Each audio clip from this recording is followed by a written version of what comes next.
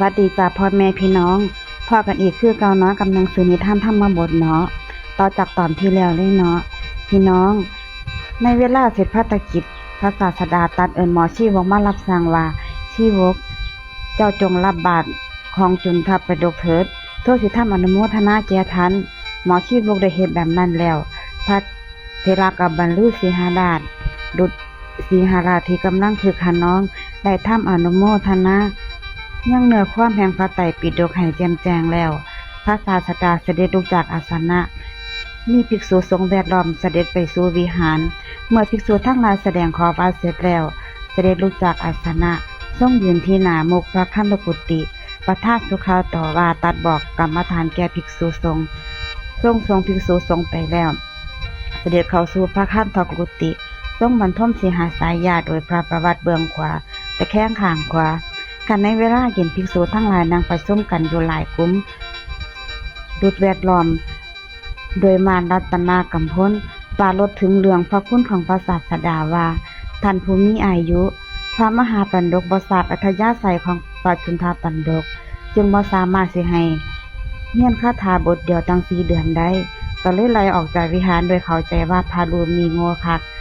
แต่พระสัมมาสัมพุทธเจ้าได้ประทานพระอรหันตผลพร้อมทั้งปฏิสัมภิทาในระหว่างฉันอาหารมื้อเดียวเท่านั้นเพราะว่าพระองค์เป็นพระธรรมราชาชั้นยอดเยี่ยมหากุฏเทียมเพิ่นบ่ได้พระไตรปิฎกก็มาพร้อมกับปฏิสัมภิทานั่นเทียวเป็นนาตะซื่นส้มอีหลีพลังของพระพุทธเจ้านี่น่าถึงอีหลีเนาะครั้งนั้นพระพุทธนี่ประภาคเจ้าทรงทราบเรื่องราวนี้ในโรงธรรมนั้นแล้วก็เลยเสด็จลุกจากพระพุทธสายญาติทรงนมผ้า2 สันทิยอมดีแล้วทรงงัดประพจน์เอวดุจสายฟ้าทรงห่มจีวรมหาบังสกุลที่ขนาดสุโคตประมาณปาดผารัตนากำพลเสด็จออกจากพระคันธกุฏิอันมีกลิ่นหอมตลอดไปยังลงธรรมด้วยความงามแห่งพระอากัปกิริยาทรงย่างไปแล้วดุจพญาคายสารตกมั่นเลยดุจสีหราชปานนั้นด้วยพระพุทธลีลาอันหาที่สุดบ่ได้เสด็จขึ้นบวรพุทธอาฏที่บรรจงจัดไว้ในถ้ำกลางลงถ้ำแล้วซึ่งประดับแล้วประทับนางเทศกลางอาสนะทรงเป็นพระจันทร์พาทลังสีเปรียบปานเทพยดาผลละพี่น้องบรรดาล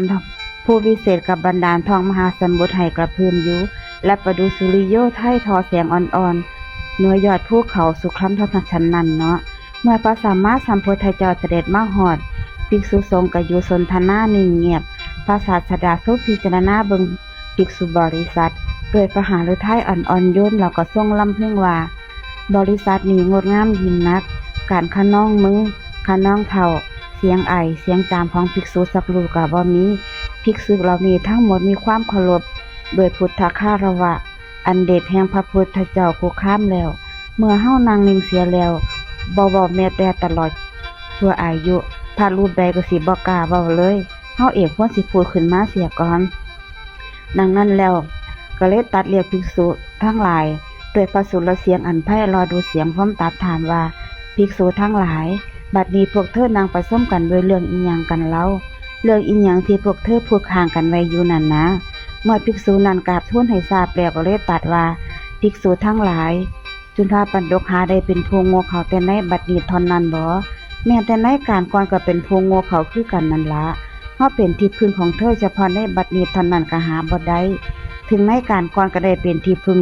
ให้เขาแล้วคือกันและในการก่อนเฮาก็ได้เฮ็ดให้จุลปัณฎกนี้เป็น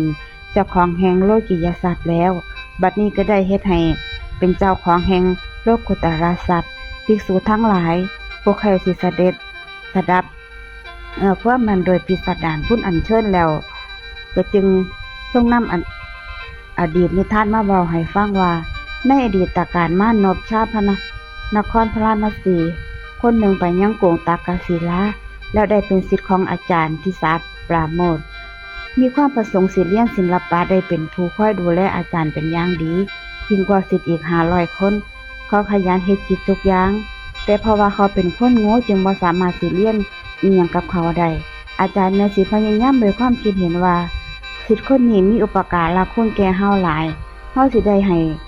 เขาได้รับการศึกษาให้จนได้แต่ก็บ่สามารถให้เขาเรียนรู้อิหยังได้เลยเขาอยู่กับอาจารย์นานเขา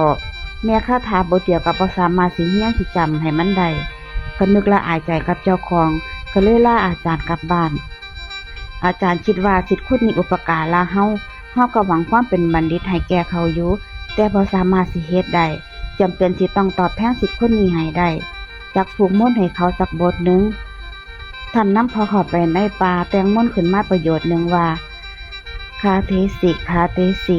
กิงกาลนาคาเทสิอาหังปิตังชานามิชานามิเฮ็ดอิหยังกันนั่นเจ้าเฮ็ดอิหยังกันอยู่เฮ็ดอิหยังไผกังหูเฮาหูอยู่ว่าเจ้าเฮ็ดอิหยังเด้อดังนั้นแล้วให้เขาทบทวนกลับไปกลับมาหลายร้อยครั้งแล้วก็ถามเขาว่าเจ้าจำได้แน่บ่ล่ะ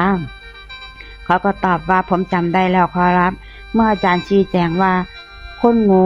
ถ้าทองได้คล่องก็ดีแล้วย่อมบ่ลบเลือนแล้วก็ส่งเสบียงสำหรับเดินทางให้เราสั่งว่าเธอจงไปเถิดอาศัยมนต์นี้เลี้ยงชีพเจ้าของเด้อแต่เพื่อบ่ให้มนต์นี้มันเลื่อนหายไปเธอควรทำการสัตยายมนต์นี้เป็นอยู่นิ่นเด้อคันในเวลานั้นเขาก็ถึงพระนครพาราณสีมารดาได้ฉลองใหญ่โดยดีใจว่าบุตรของเจ้าของจบการศึกษามาแล้วพระเจ้าแผ่นดินตรวจความเป็นไปของราษฎรในเวลานั้นพระองค์ทรงพิจารณาว่าความผิดพลาดบางประการอันเกิดจากกายกรรมวจีกรรมมโนกรรมของเฮามีอยู่หรือบ่น้อบ่ทรงเห็นมีกรรมอีหยังนี่อันที่เป็นบ่ตรีบ่พอพระทัยของพระองค์ก็ดำริว่าธรรมดาของคนหาปรากฏแก่เจ้าของบ่เพราะว่าคนเฮานี่มักสิเข้าข้างเจ้าของแต่ยอมปรากฏแก่ผู้อื่นแล้วเฮาสิสำรวจจากพวกชาวเมืองเองจึงทรงปลอมพระองค์เสด็จออกไปในเวลายามมื้อคืนทรงนำดีว่าธรรมดาผู้คนที่กินอาหารเย็นจอมพูดคุยถึงเรื่องเล่าต่างๆถ้าเฮาคล่องลาดโดยธรรมชนทั้งหลายคงสิเว้ากันว่าพวกเฮาถูกพระเจ้าแผ่นดินผู้บ่ตั้งอยู่ในธรรมผู้ชั่วช้าเบียดเบียนถ้าเฮาคล่องลาดโดยธรรมชนทั้งหลายก็สิจักกล่าวคำว่าขอพระเจ้าอยู่หัวของเฮาทั้งหลายจงทรงพระชนมาอยู่ยืนเถิดแล้วเฮาขอก็สิสรรเสริญคุณของเฮาดังนั้นแล้วจึงเสด็จเที่ยวไปตามบ้านเรือนของราษฎรในขณะนั้นโจรผู้หากินโดยการขุดอุโมงค์กำลังขุดอุโมงค์ในระหว่างเฮือนสองหลังเพื่อต้องการเข้าเฮือนทั้งสองโดยการใส่อุโมงค์เดียวกันพระราชาทอดพระเนตรเห็นพวกมันแล้วได้ทรงแอบซุ่มอยู่ในเงามืดนั่นละในเวลาที่พวกมันขุดอุโมงค์เข้าเรือนได้แล้วคนเบิ่งสิ่งของมานพผู้งูเขาตื่นขึ้นมาแล้วก็สาธยายมนต์นั้นว่าคาเทสิคาเทสิกิงกาลนะกาเทสิอาหังปีตังชานามิชานามิจนพวกนั้นในฟังคำนั้นแล้วก็ตกใจย่านทิ่มแม้กระทั่งผ่านตรงนี้ไปโดยสิ้นเชิงนาดจนตะโกนบอกกันว่ามีคนหูแล้วเฮารีบเพ่นหนีเถิดพระราชาทอดพระเนตรเห็นโจรเหล่านั้นกำลังหนีไปและได้ทรงสดับเสียงของมานพสาธยายมนต์อยู่หลังจากแอบฟังชาวบ้านอยู่ถึงพระองค์เสร็จเรียบร้อยแล้วก็ได้เสด็จกลับพ่อเฒ่าตูก็รีบรับสั่งราชบุรุษคนหนึ่งมาเฝ้าแล้วให้ไปเชิญมานพผู้งูเขาคนนั้นมาพระราชาตรัสถามเขาว่าเธอเป็นมานพผู้เฮี้ยนศิลปะมาจากเมืองตักอศิลาแม่นบ่พระเจ้าค่ะพระอาญาพระพรเกล้าพระราชาจึงตรัสว่าสอนศิลปะนั้นให้แก่เฮาบางเถิมสิได้บ่มานพดีละพระเจ้าค่ะขอพระองค์ประทับบนอาสนะที่เสมอกันแล้วเลี้ยนเถิดพระราชาทรงเลี้ยนบทนั้นกับเขาแล้วได้พระราชทานทรัพย์1,000โดยพระดำรัสว่านี่เป็นเงินบูชาอาจารย์ของท่านสำหรับเจ้าเด้อมือหนึ่งเสนาบดีผู้คิดคดกับนายผู้สามาลาของพระเจ้าแผ่นดินว่าเจ้าสิโกนหนวดให้ของนายหลวงมือใดละนายผู้สามาลาบอกว่าบ่มอื่นกับมือลื่นนี่ละเสนาบดีนั้นให้ทรัพย์1,000แก่เขาแล้วก็บอกว่าข้ามีงานสำคัญให้แก่เจ้าเฮ็ดอย่างหนึ่งเจ้าสิเฮ็ดได้บ่นายผู้สามาลาสงสัยก็เลยถามว่างานอีหยังเนาะเจ้านายเสนาบดีใจโคตรตอบด้วยสำเนียงเหี่ยมเกียมเมื่อเจียสิทำการโกนหนวดของนายหลวงจงฝนมีดโกนให้มันคล่มกิบเฉิดที่ข้อของพระองค์เสียถ้าแกทำงานนี้สำเร็จเฮาสิแต่งตั้งแกเป็นเสนาบดีส่วนตัวเฮาสิเป็นพระเจ้าแผ่นดินแทนนายผู้สามาลารับปากด้วยความลังเลใจในวันแต่งมาสวดถวายในหลวงเขาเอาน้ำหอม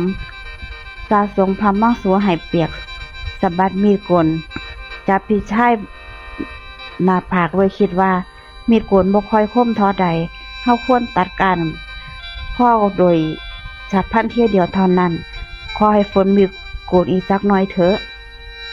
ดังนั้นแล้วจึงยื่นมือเพื่อฝนมีดโกนอีกครั้งหนึ่งในขณะนั้นพระราชาทรงระลึกถึงมนต์ของพระองค์ได้จึงทำการสาธยายทบทวนว่าขาเทสิขาเทสิกิงกาลนา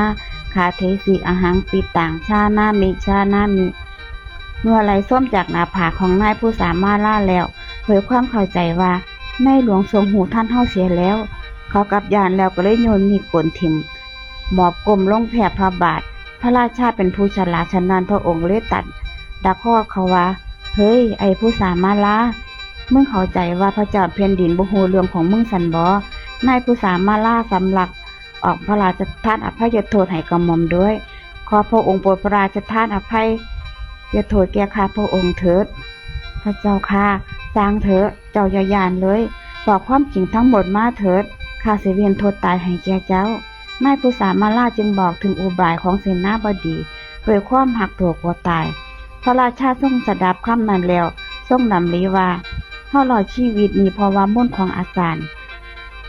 นำมาสั่งให้เนรเทศเสนาบดีออกจากแคว้นนั้นไปแล้วก็รับสั่งให้มานพผู้อาจารย์มาเฝ้าตรัสว่าท่านอาจารย์ข้าพเจ้ารอดชีวิตพอท่านแล้วทรงทำการสักการะบูชาแก่อาจารย์ได้พระราชทานตำแหน่งเสนาบดีแก่อาจารย์นั้นแล้วมนุษย์ในครั้งนั้นก็ได้เป็นจุลปันดกพระศาสดาเป็นอาจารย์ที่สาบาโทกนั่นแหละมามือหนึ่งภิกษุทั้งหลายสนทนากันในทั้งสภาวาพระจุนทปันดกแม่นบ่สามารถสิเฮียนคาถาสีบทโดยสีเดือนได้กับบ่ได้สาระความเพียร